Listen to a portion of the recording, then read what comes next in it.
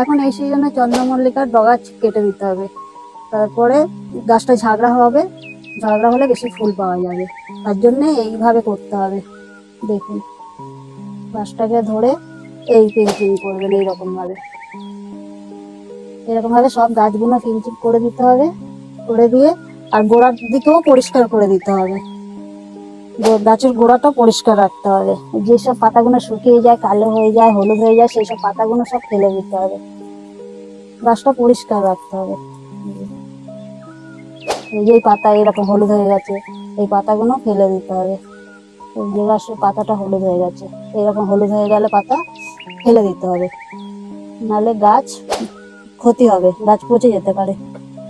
চন্দ্রমল্লিকা গাছে যত আগা কাটা যাবে তত গাছটা ঝাগড়া হবে, ফুলও বেশি হবে। গাছটার সামান্য মাটিতে ভিজাই আছে বৃষ্টির জন্য।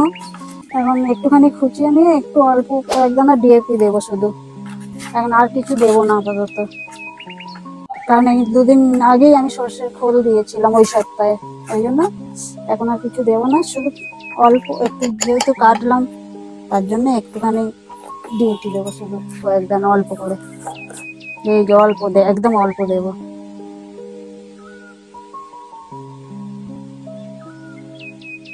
গাছের চারিদিকে দেবো, ব্যাস, আর কিছু দেবো না আপাতত।